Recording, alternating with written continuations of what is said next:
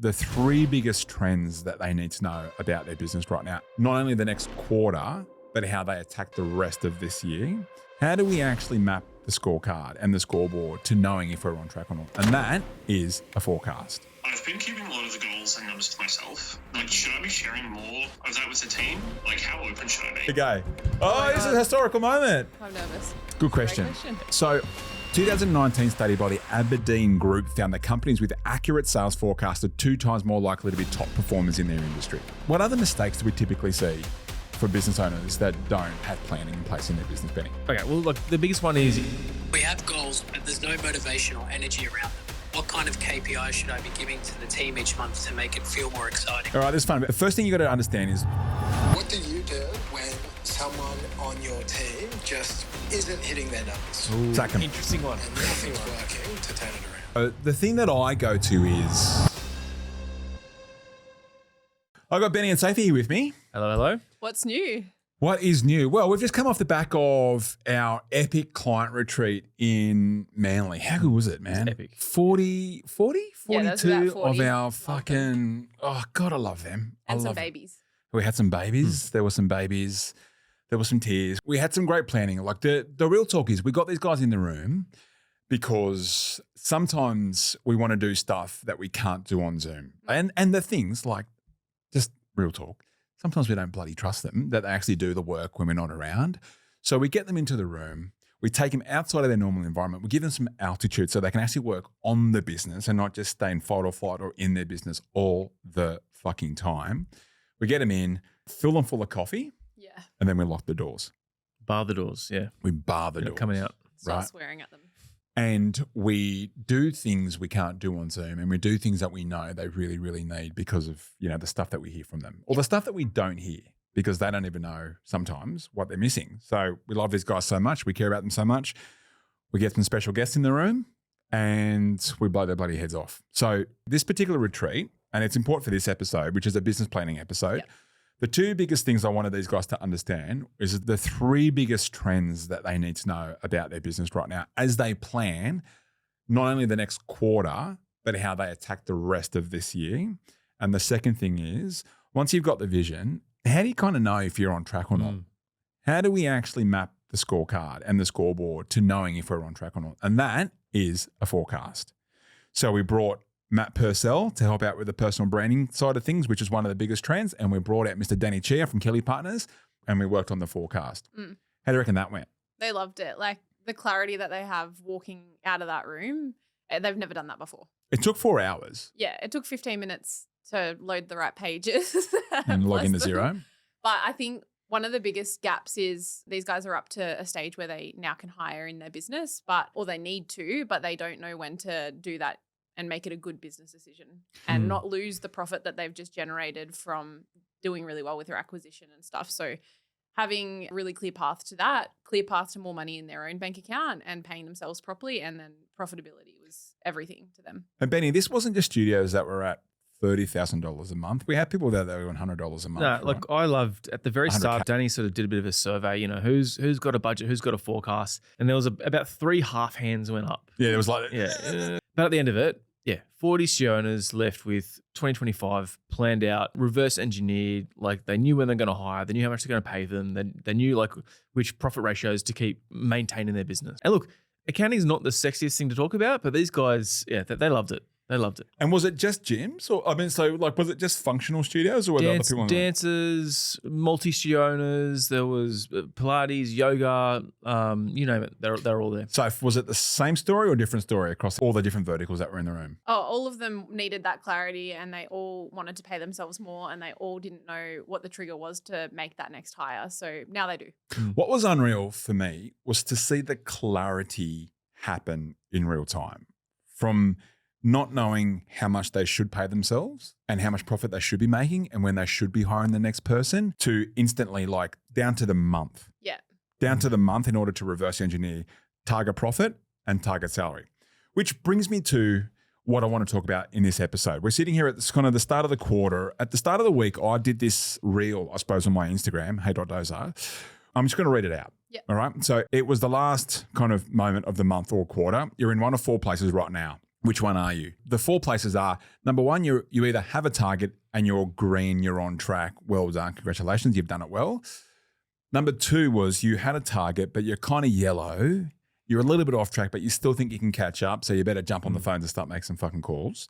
Or your 3, you're in the red, which is I had a target. I'm way off track. Someone send help. I got to figure out where it went wrong and how I can replan for next quarter. And then the 4th place was I have no idea because I didn't have a target to begin with and I don't know where I'm up to. Now, it was a poll. Now, the scariest thing was people voted for. Ooh. Even if you voted 3 or 2 or even 1, I want this episode to be about just kind of some business planning fundamentals to make sure that you never miss a quarter again. Is that cool? Yeah. Let's roll. I think just from what I see when I have studios come through, it actually doesn't matter what level of business they're in. Most fitness business owners get into this because they love the fitness. They don't have any planning cadence, any leadership cadence, any of the things that we're going to go through. So I'm sure there'll be a nugget. Should they get a notepad and pen out? Definitely get a notepad and pen. And I just want you to kind of reflect on what I'm about to say. This is less of a lecture. It's more of a conversation about how you might go from, I guess one of the common mistakes that we see is that, you know, if people don't judge their weeks, they don't judge their quarters, they don't have targets rolling into the months just kind of waft by like they're just one long week. Then the quarter's done. Then the year's done. Yeah. But Rinse they're and always repeat. busy as fuck. So then they burn out. That's the issue. And we're doing something for the very first time. You haven't mentioned it yet. What are we doing? Speak pipe. Oh, yeah. Yeah. So we want to turn this into kind of an interactive episode. And for the very first time, we actually put something up on my Instagram called SpeakPipe, which is you can like leave a voice recording, a question for me, and then we'll just answer live interactive. Did anyone do anything? Yes, we've got a couple. We have a Okay, few. good. Before we get into the planning section, what other mistakes do we typically see for business owners that don't kind of have planning in place in their business, Benny? The biggest one is, no plans, guesstimating. We've got ones where like lack of actually having an aggressive plan. Like so many people just the old lick the finger, put it in the air. 20 members this month, next month. When? Is that good? And how to calculate that? And also just like investing without the right strategy, not being deliberate. You know, like I need a manager. I'll do it now. I'll pay the asking price on Seek and then I won't train them up. What was the trigger to hire that manager? How much should you actually pay them? What kind of like fixed versus variable like incentive structure do you need to put in place that actually aligns to your target and the growth and where you're going? Yeah, I would fully agree. It's not deliberate. Like it needs to be, okay, is that the sequence that you should be doing it in? And is that actually part of, people ask me like, should I hire a manager? Should I make this person full time? It's like, what is on your ideal team design? Like it's up to you. Do you want that role in your business? Can you afford it right now? Is it a requirement? Something else, I'm constantly doing 12-month blueprints with our studios, the new ones that come in. And one of the reasons why we decided to do the profit and loss forecasting month on month was because a lot of the time I was the one that was then coming up with the revenue target for that quarter and that month. And I was like, this is wrong. That's fucking wrong. I shouldn't be going, you want 200 would be nice. Cool. What's that in revenue terms? Not sure. Cool. What's that like target going to look like for you guys over the next month and quarter? Don't know. So then I'm coming up with it. It's like, no, let's put you guys in the driver's seat here because that's not okay. Your revenue forecast is not an opinion. No. It's a calculation. Yeah. You shouldn't be coming up with that for them. No. Yeah. It's really like it was at a place where it was, we want to be at over here, $1 million studio by the end of the year. Great, cool. So then where are you now? And then what does that look like? And usually it ends up being a pretty easy number, like net 3 or net 4 every week between now and then. So then we go back to, all right, well, if we did net 3 or 4 every week for the next quarter, where would we land? We'll get to that. Yes. The first thing I want to ask you though, please, is he's seen the mistakes on the owner's side. I've got 2 more actually. Ooh. Can I throw them out? Yeah. Okay. So the first one is hands up, guilty. I did this a lot. So like sometimes you go, cool. Like there's 4 weeks in a month, right? Yeah. Depending on how you do your payday. We do fortnightly pay. Sometimes there's 3 fortnightly pays in a month. If you don't budget for that properly, it throws out your whole forecast. So you've got to know like how many pay cycles are in a month. It sounds like a little thing, but if you get the little things right and you get tight on your budgeting, like you win the weeks, you win the months, so it all adds up. As soon as we got super tight on like exactly budgeting, the crazy thing was our expenses were budgeted perfectly. And all of a sudden, our revenue forecasts started getting hit perfectly as well. That's the first thing. And the second thing is I see a lot of people who have overinvested in their team and they're hoping their revenue catches up. Yeah. But then they don't train them. They don't train them, and it's really important for business planning purposes that you get a return out of all your business assets, and your team is one of them. So you can't just hire a massive team and then hope the revenue catches up. Yeah, that's really interesting. Okay, so just 2 or 3 mistakes. So from a staff's perspective, so if you're the voice of the sort of manager and the staff, what are some of the things that you see in a business that doesn't have planning locked in? What are some of the things that you see from the team that is obvious that there's no planning in place? I'd probably say there's 3 things. One, there's no target. So you constantly see these people working, feeling like they're not doing a good job because what are you actually working towards? It's the same thing as setting a ski erg target for your member. Like they're probably going to hit it and feel so fucking good about it. Like it could be the same 15 calories that they hit, but at least they knew that that was the target. So they did a good job. And because that isn't there, it's kind of just like a hope, a dream. It's not like an actual no intensity, anything around it. So then I hear, oh, they're not as motivated as I am. No one cares about my business as much. It's like, no, they don't care about we need 15 sales, or like, no, they don't care about like, all right, guys, we've got to hit that number over there. It doesn't mean anything. And they don't care about making you richer. First thing is lack of targets equals lack of direction, sense of winning, or motivation, which the owners then complain about, but it's probs on them. Second thing is it's always a lot of conversation, not a lot of execution. So at the start of the week, it'll be like, all right, we need to get all of this done. And it's just like, that's not strategic at all. You're probably going to get half of it done, not very well, and you're going to burn out your team. And then, you know, that's also not a very good conversation. Ultimately, you get into this sense of this casual mindset or mentality, or you'll have your good talent leave because they want to be on a winning team. And ultimately, you're not creating that environment. That's why. Let's go through some business planning principles that I'd like the listeners and the viewers to sort of start with. Now, obviously, we just heard all that. The number one thing is you've got to have your forecasts in place. I'm going to read out some stats on why forecasting is important, okay? A 2019 study by the Aberdeen Group found that companies with accurate sales forecasts are 2 times more likely to be top performers in their industry. 2 times, okay? QuickBooks, they did a survey that 3 out of 4 businesses that failed within 5 years said poor cash flow management or a lack of forecasting contributed to their demise, versus the 80% of those that did forecast, they were way more profitable. Makes sense. It makes sense, right? And so the smart people over at McKinsey's also said that having forecast and sales targets in place generated a 21% average higher earning over 3 years. So there's no world in which not having a forecast makes sense for business. So that's the number one thing that I want to make sure that everyone sort of starts with, is making sure that they've got a forecast in place in their business. Now, everyone, when they do forecast, the mistake is they go from top to bottom. They think they look at last month's revenue and they go, let's go 10% more, just some arbitrary 10%. What we did in the room in Manly was we did a reverse forecast. So a reverse forecast is where we go, right, let's start with how much do you not necessarily want to earn, as if like, how much do you think you're worth? It's more about if you're still operational in the business, what would it cost to replace you if we extracted you out of the business and you had to replace yourself with someone? So if you're an owner, but you're sort of wearing that hat of a manager, how much would you have to pay a manager to do that job? Exactly. So it's like, I don't know, the numbers that were getting thrown around the room was like 80 to 100K plus some bonuses, right? So that's the first thing that you put into the spreadsheet is 100K, right? And then what's your target profit that you want to make per year? Now, that's over and above the 100K. There's some nuances in this that we had to kind of answer in the room with Danny in terms of like, what is salary, what is profit? But like effectively, let's say if you're operational in your business and you're still mopping the floors and looking after the team, you're operational, okay? So it's 100K plus how much money you want to pull out of the business. And that kind of comes down to, what do you want to do in life? Like, do you want to take the kids to Disneyland once a year? Do you want to go out? Like, there's a reason why you bought this business in the first place, beyond helping people. Businesses are there to make money. They're not a fucking charity. So then you put that number in, let's say 200K as a profit over and above the 100K. So now we're at 300 that this thing needs to generate. Then we layer in the expenses on top of that.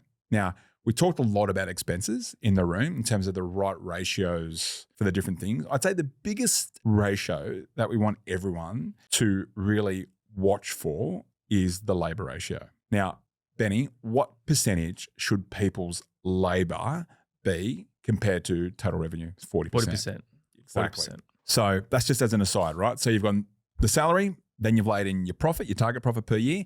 Now we're adding in the expenses. And side note, if you've got a shit rent deal, that's why we started with team. There's not much you can do about your rent. There's nothing you can do about that. Your team, that's a variable. Yeah. So now when you add all that up, if you look at the top of the spreadsheet, you've got the revenue that you need to generate in order to spit out all those things. Congratulations. Now you've got fucking sales targets. That's where we start. Now you've got some sales targets. So that generates your forecasts. So that's the first step. Now, the second step from the forecast is now we work to what we call win the quarter. This is something that we do internally. We've done it for all our businesses. We're getting our clients to do it now as well. And it's such a game changer. There's only 4 quarters in a year. When we talk about win the quarter, this is how we do it in our company. It's how we get our teams aligned. This is how we get everyone focused on this one thing. And we talk about where do we want to get to by the end of the quarter as if it's already happened. We even give it a theme. And like in the early days, we've done it for like movie titles. We've done it for SEAL Team 6. Just whatever the story is, the narrative that you build around this quarter, as if it's an enemy that you're trying to attack, then you give it a personality, give it a theme. That's a bit of leadership there. Give some examples, more examples. Well, don't copy them, by the way. Be creative, but inspo. I remember when we were heading towards 300 members. That was the goal that I wanted everyone to sort of attack. So we took the movie poster, 300, and stuff, shoved our little faces on there. And that became wallpapers, screensavers, and it was our thing. And I would talk to us like we were warriors. And the enemy was the fucking scoreboard, right? And the enemy were all the things that we needed to get better at, like getting better at our churn, getting better at sales, and all these other things. They were the kind of enemy. So that was an example. There was also an example like in Geronimo more recently around, there's a movie called Zero Dark 30. There's an 18-second sequence in that movie where, spoiler alert, SEAL Team 6 did take down a certain individual. And how the scene goes is they raid the compound, they find Bin Laden, they execute the mission. And the call sign was Geronimo. And it fucking fired me up, right? So then we created a new mission and we called ourselves SEAL Team Geronimo, right? Yeah, we gave ourselves identity as well. Yeah, it became a thing, right? And we all got a role in this storyline and it made it like a very real thing. It wasn't just something that we handed out and it was in the top drawer for everyone. So with the theme of the quarter, it's the job of the leader to come up with what would success look like? What does great look like? Or what does winning look like?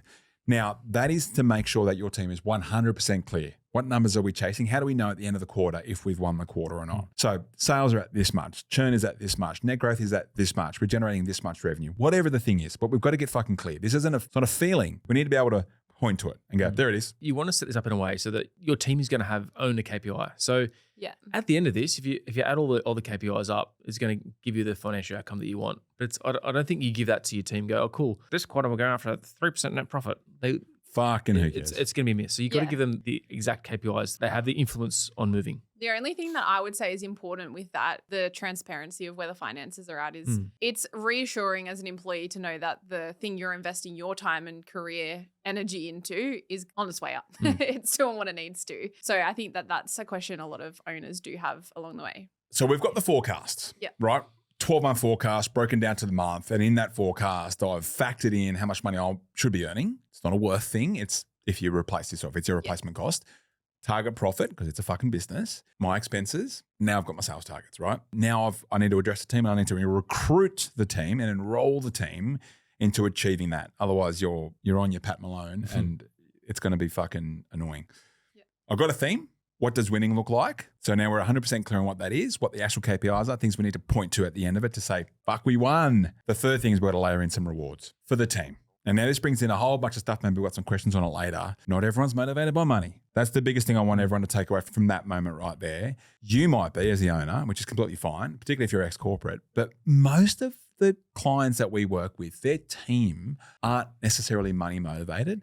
So you could be wasting money and just throwing money at people that it's not their massive driving factor there.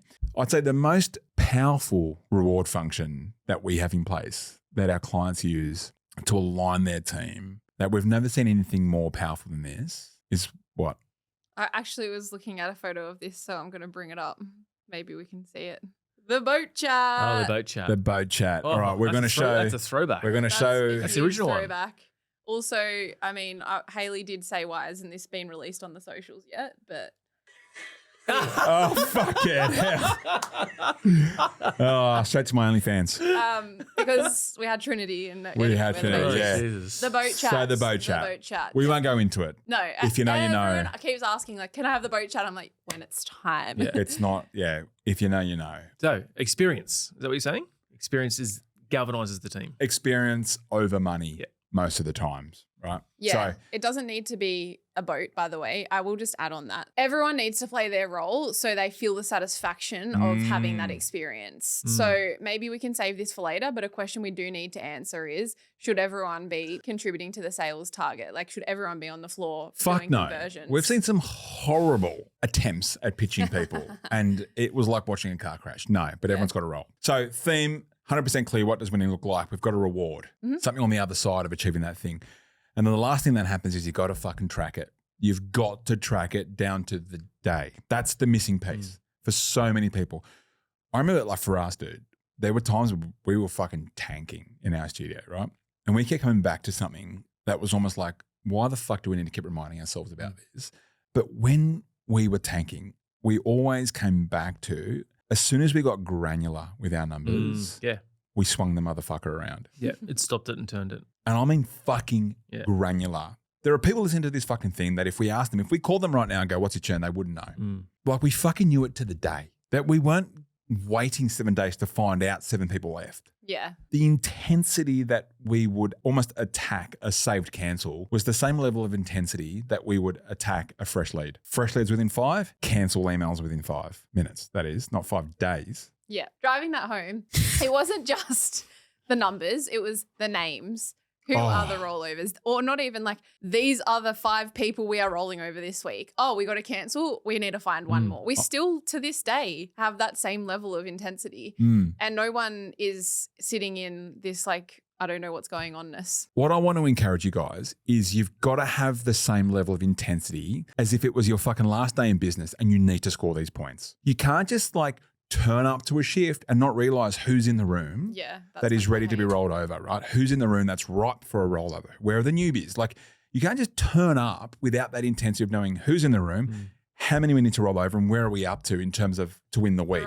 I'm going to explain this, okay? I'm going to explain this once so everyone can go back and re-listen to this because we've got to move on. The first thing you got to understand is like what needs to happen in order to win the quarter. And then we break that down further. What needs to happen in order to win this month? And I'm talking about numbers, like clear outcomes. And then we break that down to the week, and then we break that down to the day. That's how granular we get. And we fucking violently attack that every single day as soon as we wake up. If we win more days than not, we probably win the week. And I'm talking about you don't get to fucking Fridays or in the gym, like Saturdays or Sundays, depending on how many sessions you got. You can't close the week off until you fucking won it. Like you've got to use that target as almost the finish line and reverse engineer it. Like that's what the fucking culture is that you need to bring. Like, otherwise what happens is you keep losing and losing becomes a culture.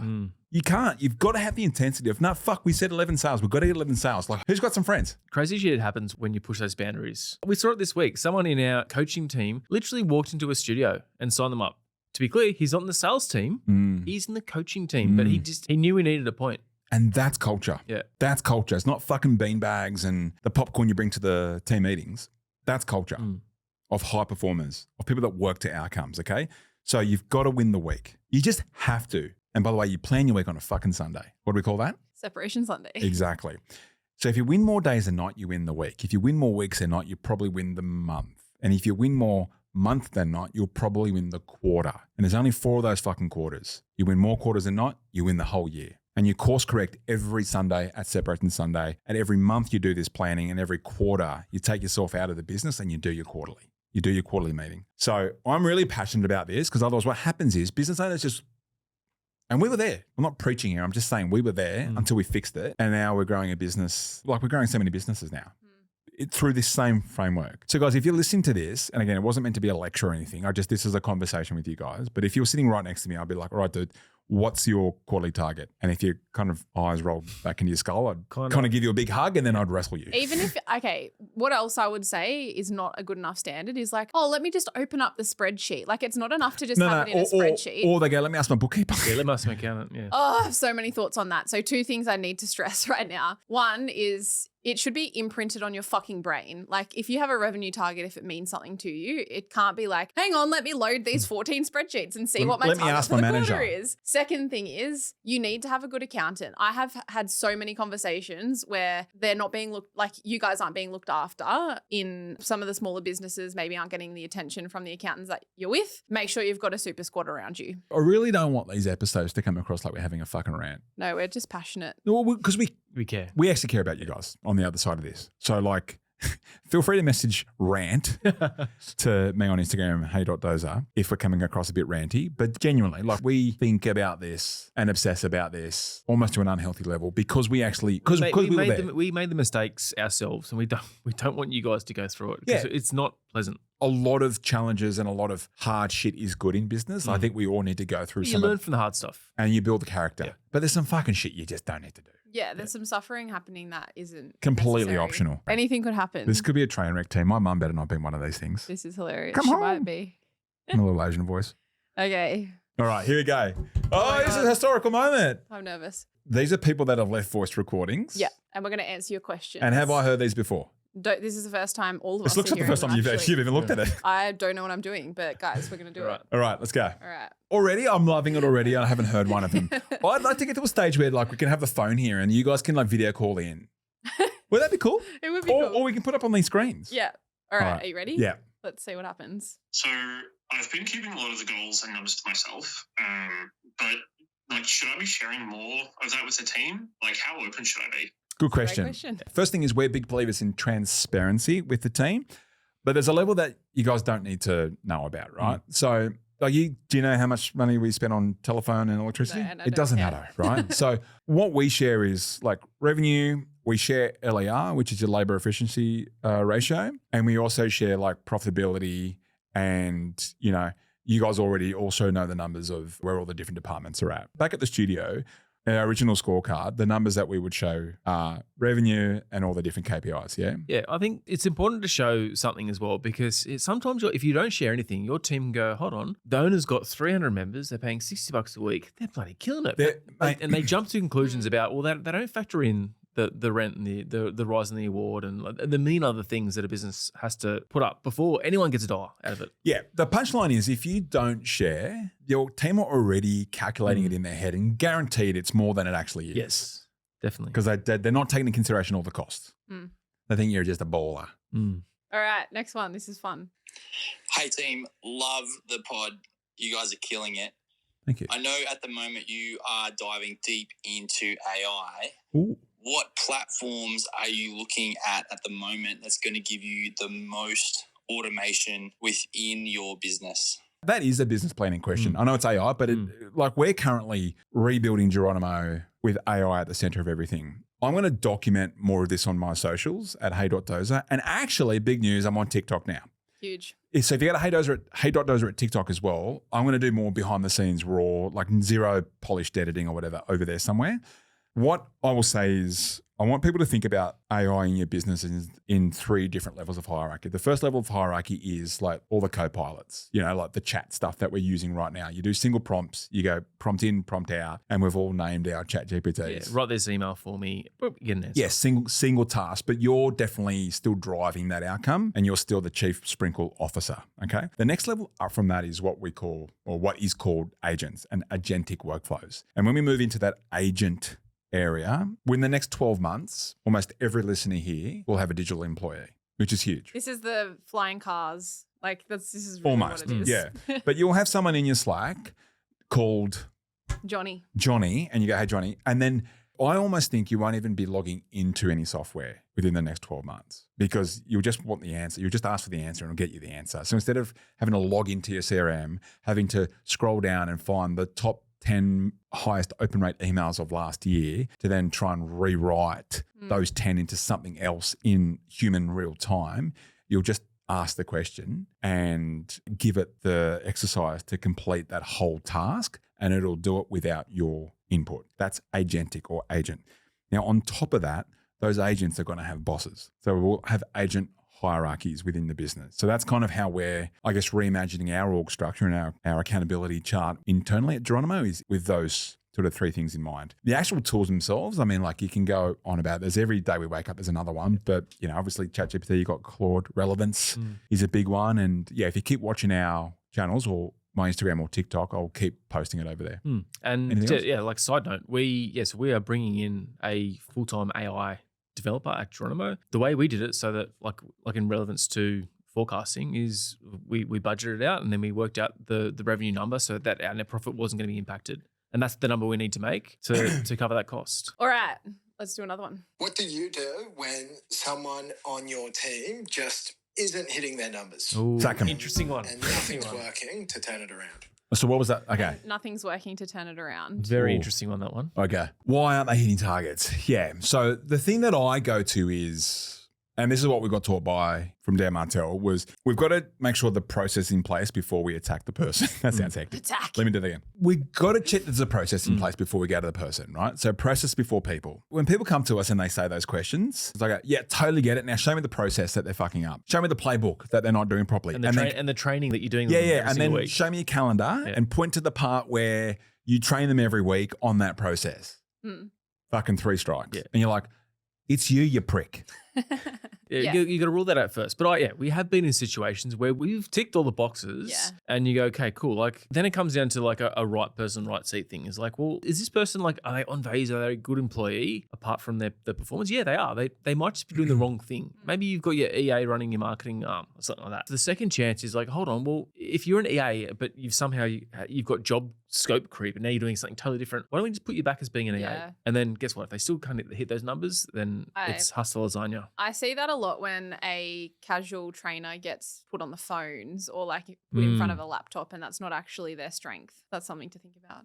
Do you know the great book called B, as in BE 2.0? It's the sequel to Good to Great by Jim Collins. They tracked like hundreds of companies, and the number one KPI that predicts a company's profitability and success is not their product. It's not the market that they're in. It's the percentage of the right people in the right seats doing the right things. So we hear it all the time from our $1 million studio owners. It's like, fuck, I just needed a bloody move Johnny from that role to that role, which was actually what they were good at, and things got easier. Everything, yeah. Sometimes the answer they say is we also need to get some people off the bus. I'm here for that.